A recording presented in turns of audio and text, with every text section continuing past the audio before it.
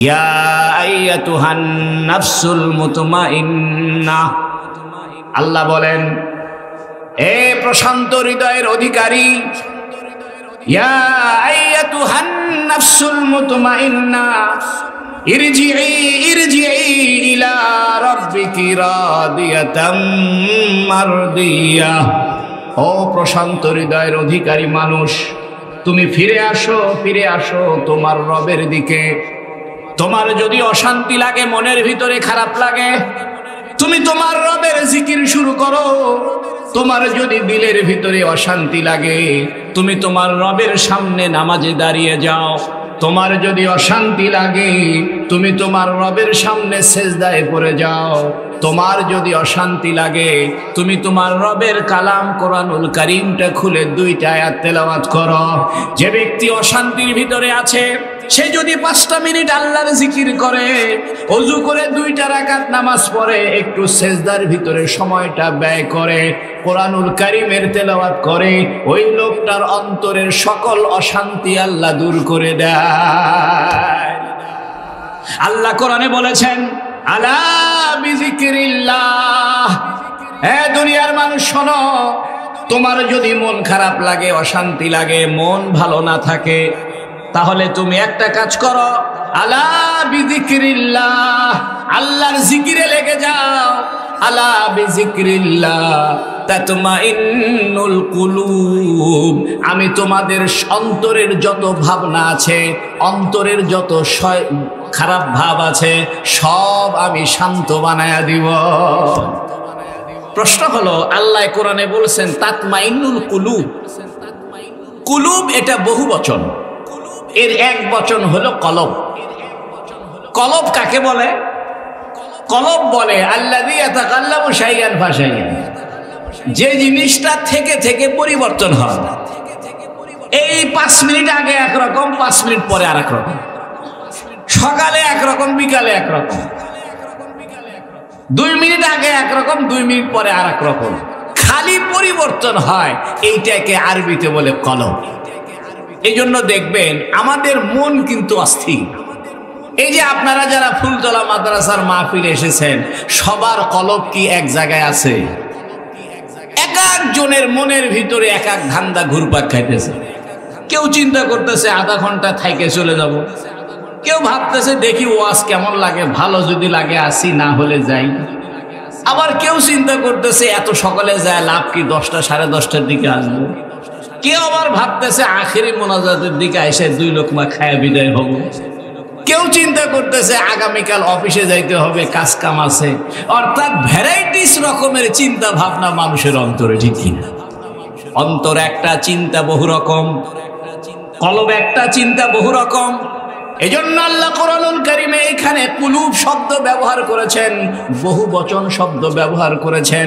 আল্লাহ বলেন তাতমাইন্নুল কুলুব, তোমাদের অন্তরের যত রকমের চিন্তা হয়, অর্থনৈতিক চিন্তা হয়, মান সম্মানের ভয় হয়, অসুখ বিসুখের ভয় হয়, বাড়ি নাই ঘর নাই এগুলোর চিন্তা হয়, সন্তানাদির চিন্তা হয়, স্ত্রীর চিন্তা হয়, যে কোনো ধরনের চিন্তা হোক না কেন, সব ধরনের চিন্তা, সব ধরনের পেরেশানি আমি দূর করে দিব তুমি যদি আমাকে ডাকতে পারো। আল্লাহ কোরআনে বলেন ফাযকুরুনি, এ বান্দা আমাকে স্মরণ করো, আমাকে ডাকো, আযকুরুকুম, আমিও তোমাকে স্মরণ করব। অর্থাৎ আমি তোমার সমস্যার সমাধান করব। তুমি যে কোনো সমস্যায় পড়ো না কেন, আমারে একবার ডাকো, আমারে সেজদায় পড়ে ডাকো, আমার জন্য কোরআনুল কারীমের তেলাওয়াত করো, 2 রাকাত নামাজে দাঁড়ায় যাও। আমি তোমার সব সমস্যা তোমার চাইতে ভালো বুঝি। তোমাকে আমি বানিয়েছি, তোমাকে আমি সৃষ্টি করেছি, এজন্য তোমার চাইতে আমি তোমার কোন অবস্থা ভালো হবে আর খারাপ হবে এটা আমি বেশি বুঝি। আল্লাহু আকবার। মানুষ অযথা পেরেশানিতে পড়ে। আজকে এক বেচারা জুমার নামাজের পরে আমার কাছে আসছে, আইসা বলতেছে হুজুর আমি একটা চাকরি করতাম, তা আমি চাকরিটা ছেড়ে দিয়ে ব্যবসা শুরু করছি। তো ব্যবসা শুরু করার পরে সুবিধা হচ্ছে না ব্যবসায়, এখন মনে হইতেছে চাকরি করাই ভালো ছিল। এই বেচারা এখন মানসিক রোগী হয়ে গেছে। তা তার বিবি আমারে ফোন দিয়ে কয়, হুজুর আমার স্বামীটারে কিছু বুঝ পরামর্শ দেন, খাওয়া দাওয়া ছেড়ে দিছে, ঠিক মতো ঘুমায় না, কেমন কেমন করে, ওকে নিয়ে আমরা বহু টেনশনে বসি। তো বেচারা আমার আয়সা কইতেছে, হুজুর আমি চলবো কেমনে, খাবো কেমনে, খালি মনে হয় যদি অসুখ হয়ে বিছানায় পড়ে যায়, ব্যবসায় লস হইতেছে, কিভাবে চলবো, আমার সন্তানাদি চলবে কিভাবে, দুনিয়ার পেরেশানিতে বেচারা মানসিক রোগী হয়ে গেছে।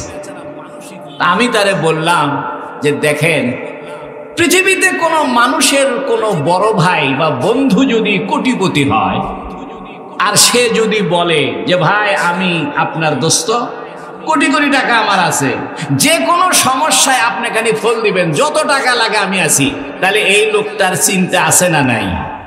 জোরে কর, চিন্তা নাই। কেউ যদি আমাকে বলে যে হুজুর চিন্তা করবেন না, যা টাকা লাগে আমি আছি, বন্ধু আমার, ভাইরা রে আমার, মানুষের উপরে যদি কোনো এমন বন্ধু থাকে যে বন্ধু বলে দেয় চিন্তা করো না, যা টাকা লাগবে আমি দিব, যা দরকার হবে আমি দিব, অসুখ হলে চিকিৎসার খরচ আমি দিব, বাড়ি নাই বাড়ি বানায় দিব, গাড়ি নাই গাড়ি কিনে দিব, তুমি চিন্তা করো না, তুমি টেনশন করো না। দুনিয়ার মানুষ যদি এরকম কোনো বন্ধুকে পায়, সেই লোকটা পেরেশানি হয় না, চিন্তাগ্রস্ত হয় না। কিন্তু কোন মানুষ এটা ভাবে না আমার একজন আল্লাহ আছে, যে আল্লাহ আমারে বানিয়েছে, যে আল্লাহ আসমানের মালিক, জমিনের মালিক। ওয়ালিল্লাহি খাযাইনুস সামাওয়াতি ওয়াল আরদ।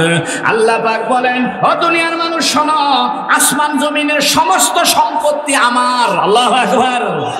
আসমান জমিনের সব মালিকানা আমার। আমি তোমার অসুখ হইলে আমি তোমার সুস্থ করে দিব, পিপাসা লাগলে পানি দিব, ক্ষুধা লাগলে খাবার দিব। আমি তোমার রিজিকের দায়িত্ব আমি নিয়েছি। মানুষ বড়লোক বন্ধু পাইলে চিন্তা মুক্ত হয়ে যায়, মানুষ কোটিপতি বন্ধু পাইলে চিন্তা মুক্ত হয়ে যায়। কিন্তু মানুষ চিন্তা করলো না, আমার যিনি আল্লাহ তিনি কোটি কোটি কোটি, শুধু কোটি কোটি না, আসমান আর জমিনের সব সম্পত্তির মালিক। এজন্য আপনাদেরকে বলি, যখনই পেরেশান হবে, যখনই একটু মন খারাপ হবে, বিপদে পড়বেন, কোরআনুল কারীমের আয়াতটা পড়বেন, ওয়ালিল্লাহি খাযাইনুস সামাওয়াতি ওয়াল আরদি। আসমান আর জমিনের সমস্ত খাজানা, সমস্ত ধনভাণ্ডার, সমস্ত সম্পত্তির মালিকানাকে।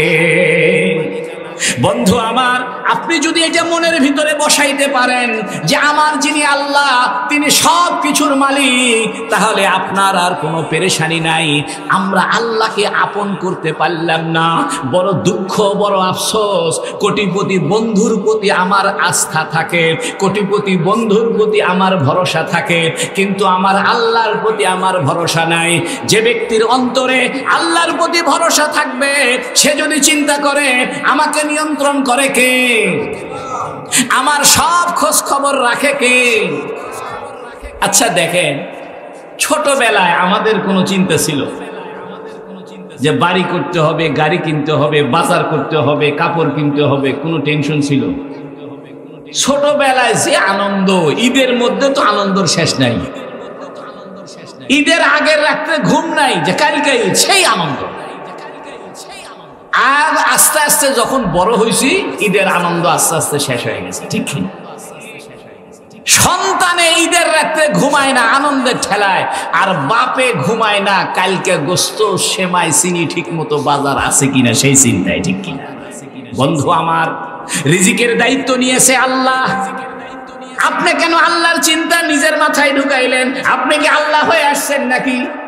আমি ওই বেচারাকে বললাম যে দেখো, তোমার খাওয়া দাওয়া, রিজিক, সুস্থ অসুস্থ সব দায়িত্ব নিছে কে? আল্লাহ। তুমি কে এই চিন্তা মাথায় ঢুকাইছো? তুমি কি আল্লাহ হইছো না? ডক্টর মোহাম্মদ ইউনূস সাহেব, উনি বাংলাদেশ পরিচালনার দায়িত্ব নিয়েছেন।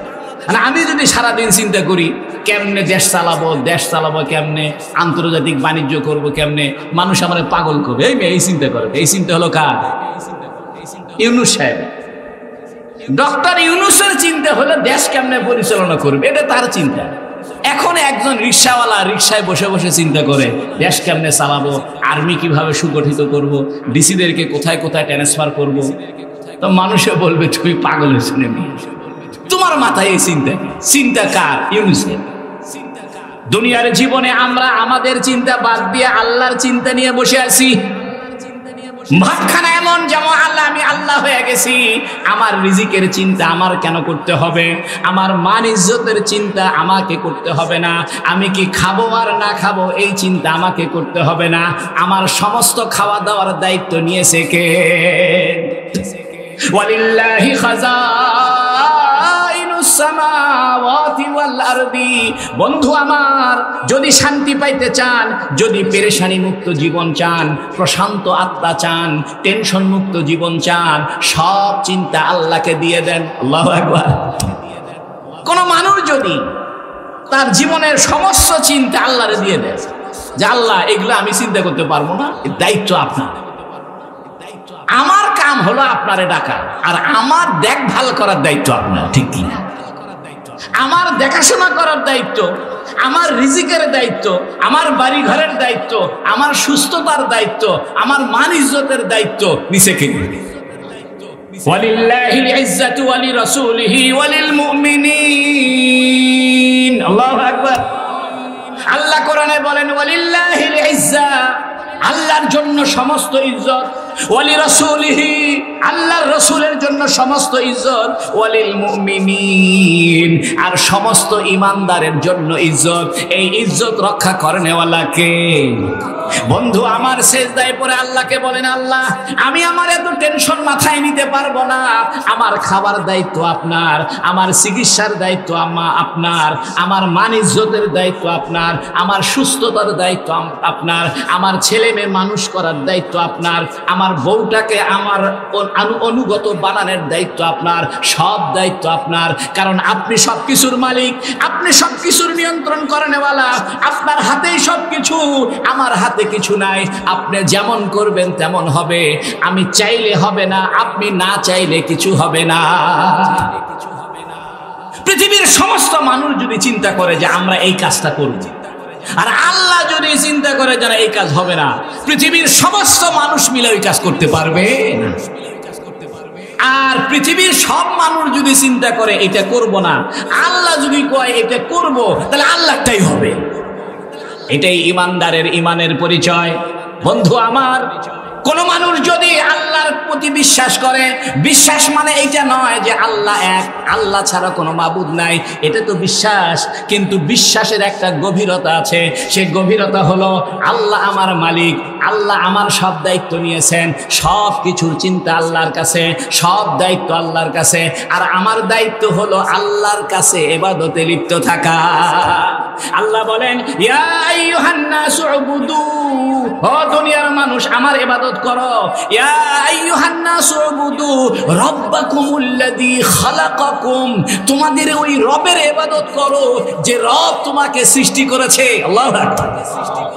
দেখেন আল্লাহর ভাষাটা দেখেন। কোরআন শরীফে আল্লাহ বলতেছেন আমার ইবাদত কর, তোমার রবে, তোমাদের রবের ইবাদত করো। রবের পরিচয় কি?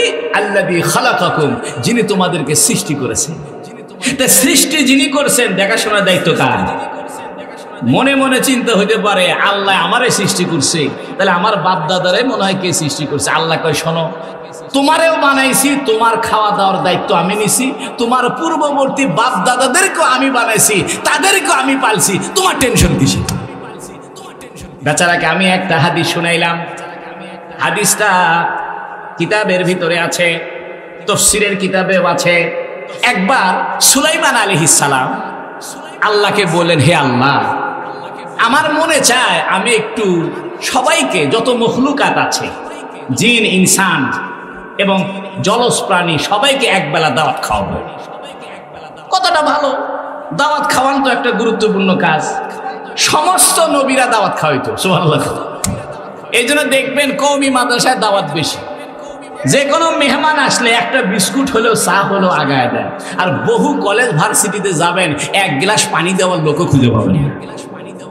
এই যে আমাদের কওমি মাদ্রাসাগুলো চলে, তার মধ্যে একটা গুরুত্বপূর্ণ বিষয় হলো মেহমানদারি।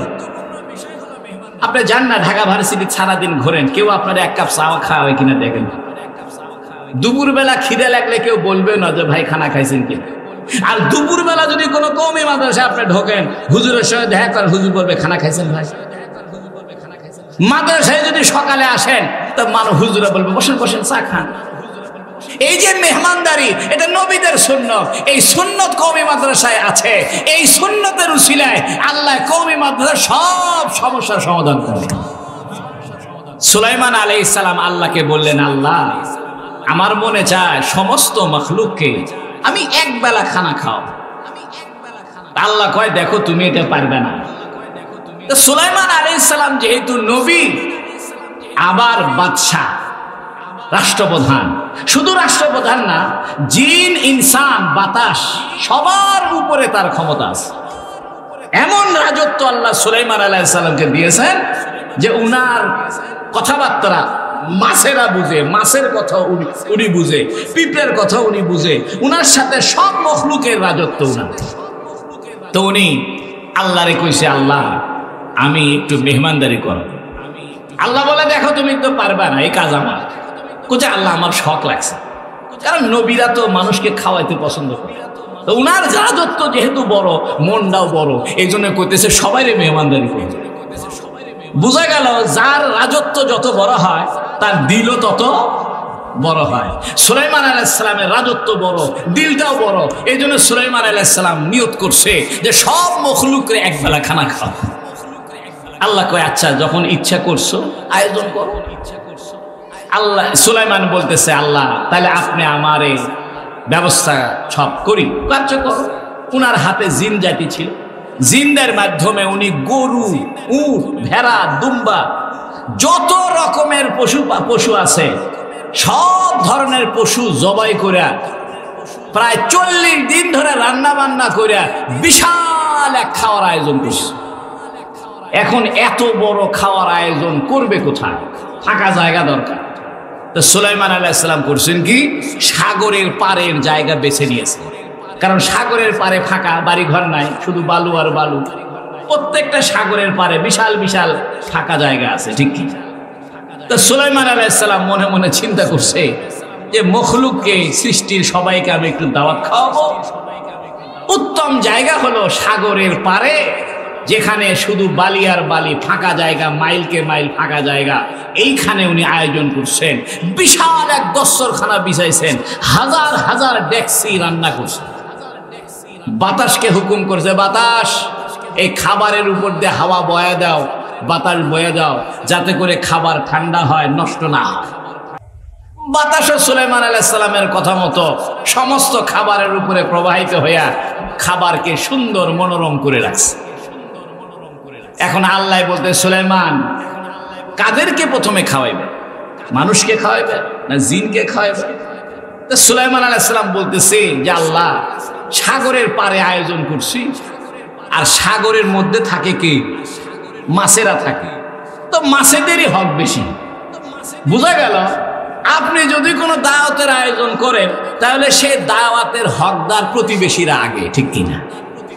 আমরা তো প্রতিবেশীর হক আদায় করলাম, বরং বাড়ি ঘর করতে গেলে এমন কোনো বেচারা নাই যে বাড়ি ঘর বিল্ডিং বানাইছে আর প্রতিবেশীর সাথে ঝগড়া হয় নাই, এরকম লোক হাজারে একটাও নেই। সব মানুষ বাড়ি ঘর করার সময় ঝগড়া লাগছে। ভাই আপনার ছাঁচের পানি আমার মধ্যে পড়ে, কে আপনি রাস্তার মধ্যে চলে আসতেন, ড্রেনের মধ্যে আসতেন কেন? মানে নাই ক্যাসাল ক্যাসাল বাজাবে বিল্ডিং করার সময়। তো সুলাইমান আলাইহিস সালাম বলতেছে যে আল্লাহ, সাগরের পাড়ে আয়োজন করছি, আর খাওয়ার প্রতিবেশী, খাওয়ার কাছাকাছি বসবাস করে সাগরের মধ্যে মাছেরা, তো মাছের দিয়ে শুরু করি। আল্লাহ কয় শুরু করো। তো সুলাইমান আলাইহিস সালাম সাগরের দিকে মুখ করে ডাক দিছে, হে মাছেরা, খাবেরা সব, খাওয়ার রেডি। একটা বড় একটা মাছ হুট করে উঠছে। সুলাইমান বলতেছে, খাও, তোমাদের জন্য আয়োজন করছি, যা খাবার খাও। এই মাছ করছে কি, এক সাইড থেকে খাওয়া শুরু করছে, খাইতে খাইতে খাইতে খাইতে সুলাইমান আলাইহিস সালাম 40 দিন ধরে যত খাবার রান্না করছে সব একবারে খায় সাফা করে দিয়েছে। খাওয়ার পরে মাছ বলতেছে, সুলাইমান আর নাই। সুবহানাল্লাহ। সুলাইমান আলাইহিস সালাম বলতেছে, বলো কি রে তুমি, এত হাজার হাজার গরু, উট, দুম্বা জবাই করলাম, তুমি একবারে সব খেয়ে ফেললে? মাছ বলতেছে, ও সুলাইমান, তুমি যা রান্না করছো এগুলো আমার এক লোকমার খাবার। আল্লাহু আকবার। আমি প্রত্যেকদিন এরকম খানা একবার না দুই বেলা করে খাই। আজকে তুমি দাওয়াতের দায়িত্ব নিয়েছো, তোমার উপরে দায়িত্ব হলো মেহমানদারি করা। তুমি হলো মেজবান। তুমি কেমন মেজবান? আমার জন্য কতটুকু খাবার রান্না করছো? এক লোকমায় সব খাওয়া ফিনিশ। সুলাইমান সেজদায় পড়ে যায়। সেজদায় পড়ে গিয়ে বলে, আল্লাহ, খাওয়া দাওয়ার দায়িত্ব আমি নিতে পারবো না, রিজিকের দায়িত্ব আমি নিতে পারবো না। একটা মাছের এক লোকমা খাবার আমি দিতে পারলাম না। মাছ বলতে দিয়েছো, এক বেলা খাওয়াইতে পারলে তাও ঠিক মতো পেট ভরে নাই, আর এক বেলার খাওয়া কোথায়? সেদিন থেকে সুলাইমান আলাইহিস সালাম মানুষকে জানায় দিল। পৃথিবীবাসী সুলাইমান আলাইহিস সালামের ঘটনা থেকে জানতে পারলো কোন মানুষের খাবারের দায়িত্ব নিতে পারে না, রিজিকের দায়িত্ব কার? আজকে আমরা রিজিকের জন্য পেরেশান, সবাই রিজিকের জন্য পেরেশান। মাদ্রাসায় ভর্তি করিয়েছে, অভিভাবক বলে হুজুর কি করে খাবে? ফুলতলা মাদ্রাসায় ছাত্র ভর্তি করিয়েছে, ভর্তি করার পরে মনে মনে চিন্তা করে আমার ছেলে কি করে খাবে। কারণ কওমি মাদ্রাসায় পড়লে তো সরকারি চাকরি নাই। কওমি মাদ্রাসার সনদ যেটা আছে, যেটা সার্টিফিকেট, এটা দিয়ে কোনো চাকরি বাকরি হয় না। তখন গার্জেনদের চিন্তা, আমার ছেলেকে ফুলতলা মাদ্রাসায় দিলাম, জামিল মাদ্রাসায় দিলাম, কারবালা মাদ্রাসা, চকসুতুর মাদ্রাসায় দিলাম, কি করে খাবে এই চিন্তা। বন্ধু আমার, খাওয়ানোর দায়িত্ব কার? আল্লাহ পাক বলছেন কি দেখেন, ইয়া আইয়ুহান নাসু উবুদু রাব্বাকুমুল্লাযী খালাকাকুম ওয়াল্লাযীনা মিন ক্বাবলিকুম লাআল্লাকুম তাত্তাকুন আল্লাযী জাআলা লাকুমুল আরদা ফিরাশা ওয়াস সামাআ বিনাআ ওয়া আনজালা মিনাস সামাঈ মাআ। আল্লাহ। ও দুনিয়ার মানুষ, চিন্তা করে দেখো, আমি তো আসমান থেকে বৃষ্টির পানি দিই। ওয়া আনজালা মিনাস সামাঈ মাআ ফাআখরাজা বিহি মিনাস সামারাতি রিজকান লাকুম। আসমানের পানি তোমাদের জমিনে পড়ে, অতঃপর জমিন থেকে আমি খাবার বের করে দিই। ফালা তাজআলু লিল্লাহি আনদাদা। খবরদার, আমার সাথে কাউকে শরীক করিও না। মনে করিও না চাকরি আমাকে খাওয়ায়, মনে করো না ব্যবসা আমারে খাওয়ায়, মনে করিও খাওয়ার দায়িত্ব আমার। এজন্য সমস্ত রিজিকের দায়িত্ব নিয়েছে কে? বন্ধু আমার, আমরা ইমানদার যারা আছি, ইমানের ভিতরে ঢুকতে পারলাম না। আমরা যারা মুসলমান আছি, ইসলামের ভিতরে ঢুকতে পারলাম না। আমরা সারাদিন পেরেশান, রিজিক নিয়ে কি করে খাবো এটা নিয়ে সারাদিন শেষ করে দিলাম। বন্ধু আমার, হাজার কোটি মানুষ আছে, লক্ষ কোটি সম্পত্তির মালিক, কিন্তু খাইতে পারে না। একবার ঢাকাতে ইসলাম চেম্বারে এক বড় লোক আমারে ঢাকায় দেখছে, আমার ভক্ত, আমারে কইছে হুজুর আমার অফিসে চলে। আমারে ধরে নিয়ে তার অফিসে গেছে। বেচারা আমার যেহেতু ভক্ত, অনেক রকমের খাবারের আয়োজন করছে অল্প সময়ের ভিতরে, ভ্যারাইটিস কিসিমের, পুরা টেবিল খাবার দিয়ে ভরায় ফেলছে। আমি বলতেছি যে ভাই নেন, খান, আপনিও খান আমিও খাই। আমাকে বলতেছে হুজুর আমার খাওয়া আসতেছে, এগুলো আপনি খান। আমি মনে করলাম আরো দামি খাবার মনে হয় বেচারার জন্য আসতেছে, কারণ আমি তো হুজুর মানুষ, আমার জন্য যা করছে, আর উনি হলো কোটিপতি, উনার জন্য মনে হয় আরো বেশি কোনো খাবারের আয়োজন আছে। একটু পরে দেখি পাটের শাক তেলতেলা পানি দিয়ে সিদ্ধ করে নিয়ে এসছে। আমাকে বলতেছে হুজুর এগুলো আমার একটাও খাওয়া হবে না। পরে বলতেছে হুজুর আমি বিছানায় ঘুমাইতে পারি না, তোষকের ভিতরে শোয়া নিষেধ, আমার পিঠে ব্যথা। ডাক্তার বলছে যে আমাকে কাঠের উপরে ঘুমাইতে হবে, ডাইরেক্ট কাঠ, সেই কাঠের উপরে ঘুমাইতে হবে। কয় হুজুর আমি কাঠের মধ্যে ঘুমায় থাকি, কাঠের চকির উপরে, কোনো গদি টদি কিছু নাই। আমি মনে মনে আল্লাহর শুকরিয়া আদায় করে বললাম যে আল্লাহ, কামাই করে বেচারা, খাই আমি, আর ওই খাই হলো পাটের তেলতেলা শাক, ঠিক কিনা? আপনি কামাই করলে খাইতে পারবেন না, এ কথাটি এরকম নয় যে আমি কামাই করি আমি খাবো, ভুল কথা। কামাইয়ের সাথে খাওয়ার কোনো সম্পর্ক নাই। কামাইয়ের সাথে যদি খাওয়ার সম্পর্ক থাকতো, সুন্দরবনের কোনো বাঘ ভাল্লুক কোনো চাকরি করে না, কোনো ব্যবসা করে না। বঙ্গোপসাগরের কোনো মাছের কোনো ব্যবসা নাই, তিমি মাছের কোনো ব্যবসা নাই, তাদের কোনো চাকরি নাই, তাদের কোনো নিউ মার্কেটে দোকান নাই। হাজার হাজার তিমি মাছ, হাজার হাজার হাঙ্গর, হাজার হাজার তিমি, হাজার হাজার মাছগুলো সাগরের ভিতরে খায়। কে খাওয়ায়? এটা ঈমানের অংশ। অন্তরের ভিতরে এই কথা বসান, আমি যদি আল্লাহর কাজ করি, আল্লাহর সঙ্গে কথা বলি, আল্লাহকে আমি যদি রাজি করতে পারি, আল্লাহর হুকুম মতো যদি চলি, তাহলে আমার দুনিয়াও ভালো, আখিরাতও ভালো। আজকে আমরা দুনিয়া দুনিয়া নিয়ে ব্যস্ত। ও বন্ধু, দুনিয়া দুনিয়া করে ব্যস্ত হয়ে লাভ নাই। এ দুনিয়া বানাইছে কে? দুনিয়া যেহেতু আল্লাহ বানিয়েছে, তোমাকেও বানিয়েছে আল্লাহ। তুমি কেন এগুলোর ধান্দা করো? তোমার ধান্দা হলো আল্লাহর সাথে সম্পর্ক করা, রাসূলুল্লাহর সুন্নত মতো চলা। তাই আল্লাহ বলছেন, ফাযকুরুনি, তুমি আমাকে স্মরণ করো, আযকুরুকুম, আমি তোমাকে স্মরণ করব। এর অর্থ হলো আমি তোমার সকল প্রয়োজন পূর্ণ করে দিব। অনেকে বলে, হুজুর এত নামাজ পড়ি, এত হজ করি, ওমরা করি, এত দোয়া করি, আল্লাহ তো শোনে না। এত কিছু দোয়া করি, আল্লাহ তো আমার টাকা পয়সা দেয় না। আল্লাহ টাকা দিয়েই দেখুক আমি কি করি। আমি ওই বেচারাকে বললাম, শুনেন, অনেক সময় ছোট বাচ্চা ধারালো চাকু নিয়ে খেলে, ধারালো ব্লেড দিয়ে খেলে। তো বাবায় করে কি? বাবায় বলে, এই ব্লেড নিয়ে খেলো না, চাকু নিয়ে খেলো না, রাখো। তো বাচ্চা শোনে না। তখন বাপে ধমক দেয়, তাও শোনে না। এক থাপ্পড় মেরে হাতের থেকে চাকুটা কেড়ে নেয়, ঠিক কিনা? ছোট্ট বাচ্চার হাতের থেকে যে চাকুটা থাপ্পড় দিয়ে কেড়ে নিল, থাপ্পড় দিয়ে ব্লেডটা কেড়ে নিল, বাচ্চা তো ভ্যা ভ্যা করে কাঁদতেছে। বাচ্চা মনে করতেছে আমার বাপে আমার কথা শুনলো না, বাপ আমার শত্রু, বাপ আমার হাতের থেকে চাকুটা কেড়ে নিল। কিন্তু বাপে বুঝে এই সন্তানের হাতে যদি ধারালো চাকু থাকে, হাত কাইটে রক্তাক্ত হবে।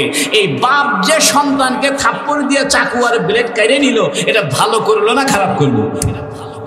ছোট বাচ্চার বুঝার ক্ষমতা নাই, এই জন্য ছোট্ট বাচ্চা ভ্যা ভ্যা করে কান্না করে। বাবাই বুঝে তার হাতের মধ্যে ধারালো ব্লেড রাখা ঠিক হবে না। ও বন্ধু, আল্লাহ জানে কাকে কি দিতে হবে, আল্লাহ জানে কাকে কখন সম্পদ দিতে হবে, কাকে কখন মোটর সাইকেল দিতে হবে, কাকে কখন কি জিনিস দিতে হবে। অনেক সময় আমরা অযথা আল্লাহর কাছে একটা জিনিস চাই, কিন্তু আল্লাহ জানে তাকে এই জিনিস এখন দেওয়া ঠিক হবে না। এক যুবক ছেলে ক্লাস 8-এ পড়ে, বাপের সাথে জেদ ধরছে, আব্বা আমারে পালসার গাড়ি কিনে দাও। তো বাপে জানে এই ছেলে উচ্ছৃঙ্খল, পালসার গাড়ি কিনে দিলে হুহা করে গাড়ি চালাবে, ভেংসি কাটে গাড়ি চালাবে, উল্টে পড়ে ঠ্যাং ভেঙে অবস্থা খারাপ হবে। এই জন্য বাপে তারে গাড়ি কিনে দিতে চায় না।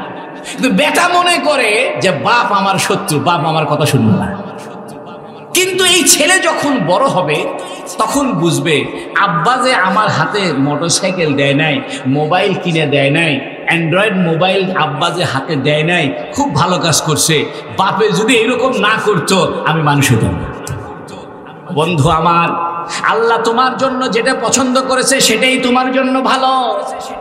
আল্লাহ যার জন্য যে জায়গা নির্ধারণ করেছে, যে অবস্থা নির্ধারণ করেছে, যতটুকু নির্ধারণ করেছে, এটা তার জন্য ভালো।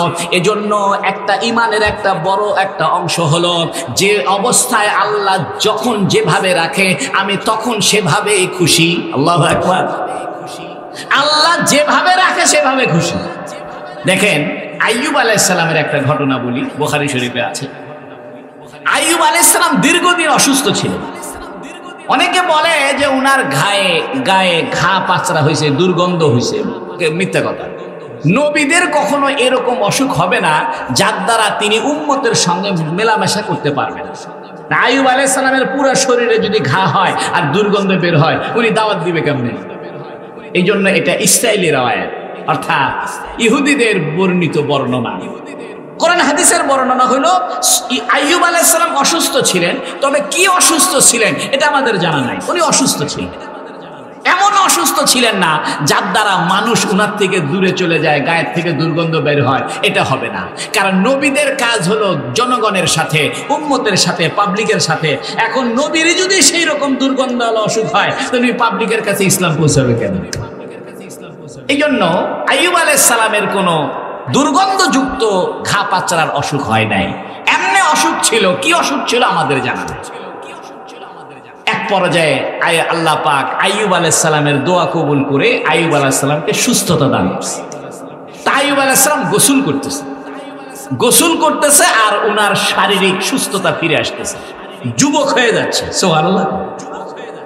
এর মধ্যে আল্লাহ করছে কি, স্বর্ণের প্রজাপতি ছেড়ে দিছে। আইয়ুব আলাইহিস সালাম গোসল করতেছে আর স্বর্ণের প্রজাপতি খালি ঘোরাফেরা করে, মাটিতে পড়ে, ওরে। উনি গোসল করা বাদ দিয়া কাপড়ের কোষা বাইর করিয়া ওই স্বর্ণের প্রজাপতি গুলা কোষার মধ্যে জড়ো করতেছে। আল্লাহ বলতেছে, ইয়া আইয়ুব, আমি কি তোমাকে সুস্থ করে নিয়ামত দিলাম না? কদ আগনাইতুকা, আমি কি তোমাকে অমুখাপেক্ষী করলাম না সুস্থ করে? আবার স্বর্ণের প্রজাপতি হাতাচ্ছ। সুবহানাল্লাহ। আইয়ুব আলাইহিস সালাম তো নবী, নবীর উত্তর শোনেন। নবী বলতেছে, আল্লাহ আপনি আমারে সুস্থ করছেন, এরপরে স্বর্ণের প্রজাপতি দিচ্ছেন। আমি তো ফকির, ফকিরের কাম হলো ভিক্ষা করা, অতএব আপনি স্বর্ণের প্রজাপতি দিলে আমি নিব না। এইরকম বেয়াদব ফকির আমি না, আমি সব সময় ফকির, এখনো ফকির, আগেও ফকির, পিছেও ফকির।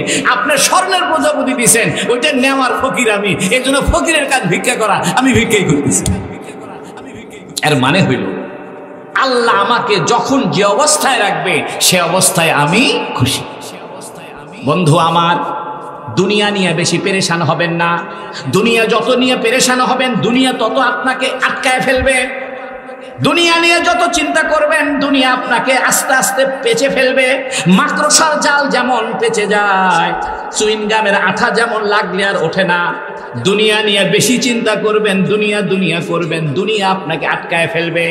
ও বন্ধু আমার, চোখের সামনে দেখেন, মাদ্রাসায় পড়ে একজন ইমাম সাহেব, মাদ্রাসায় পড়েছে, কওমি মাদ্রাসায় পড়েছে একজন ইমাম সাহেব, একজন মুয়াজ্জিন সাহেব, একজন মাদ্রাসার উস্তাদ। তার কোনো এত পেরেশানি নাই। ফজরের নামাজ পড়া, পান খায়া, ঠোঁট লাল করে হাসতে হাসতে ফুলতলা বাজারে ঘরে, ঠিক কিনা? কোনো চিন্তা নাই। এই যে ফুলতলা মাদ্রাসার হুজুরেরা আছে, বেতন পাইলেও কি না পাইলেও কি, এদের পাঞ্জাবি কি করকরা আছে না ময়লা ছিটকে লাগছে? বরং সরকারি বহু চাকরিজীবী আছে, 40-45 হাজার টাকা বেতন পায়, তার টুপির মধ্যে তেল সেটা পায়খানা করেছে, টুপিটা মনে হয় 6 মাস হলো হয় না। কিন্তু হুজুরদেরকে দেখবেন ফিটফাট চকচকা, চেহারা দেখে বুঝার উপায় নাই যে হুজুরটার বিপদ, হুজুরটার সমস্যা আছে, চেহারা দেখার উপায় নাই। কোরআন শরীফে আছে, হে নবী লা ইয়াসালুনান নাসা ইলহাফা, হে নবী আপনি তাদেরকে খেয়াল রাখবেন যারা আপনাকে জাপটে ধরে চায় না, অভাব সত্ত্বেও মুখ ফুটে আপনাকে অভাবের কথা বলে না, নিজেদের পেরেশানির কথা আপনাকে জানায় না। এজন্য হাজার হাজার কওমি মাদ্রাসার ওস্তাদেরা নিজের বাড়ির জন্য চাঁদা চায় না, মাদ্রাসার জন্য চাঁদা চায়, ঠিক কিনা? কোন হুজুর যে আপনাকে বলছেনি যে হুজুর ভাই সাহেব আমার বাড়িতে টিন নাই, টিন দিয়ে পানি করে 10টা টিন কিনে দেন, বলছে? কিন্তু মাদ্রাসার হুজুররা বলবে, হুজুর ভাই ফুলতলা মাদ্রাসায় ছাত্র বেশি হয়েছে, বিল্ডিং নাই, এই জন্য বিল্ডিং বানানোর জন্য রড লাগে, সিমেন্ট লাগে, বালু লাগে, রড সিমেন্ট দেয়। পাবলিকে বলে হুজুররা চান্দা তোলে।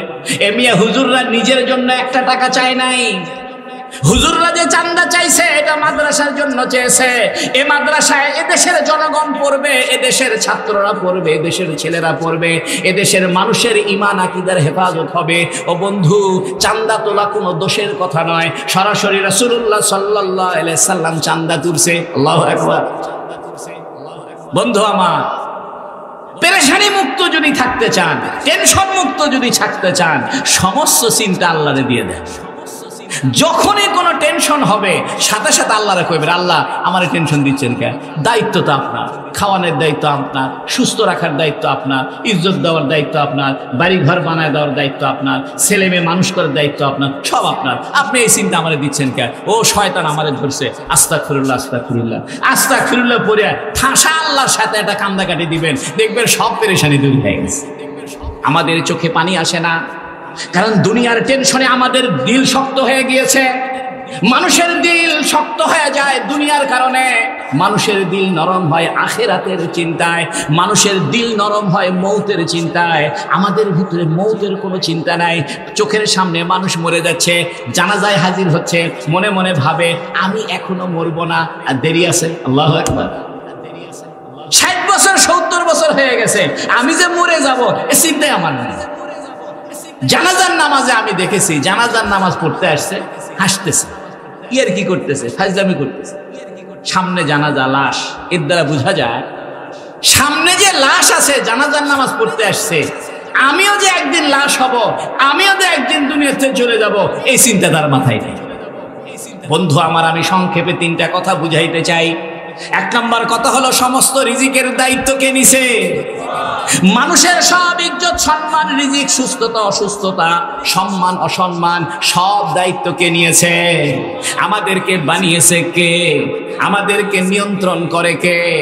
আমি আপনাকে শিখাই দিই, যখনই পেরেশানিতে পড়বেন একটা আয়াত বেশি বেশি পড়বেন, ওয়ালিল্লাহি খাযাইনুস সামাওয়াতি ওয়াল আরদি।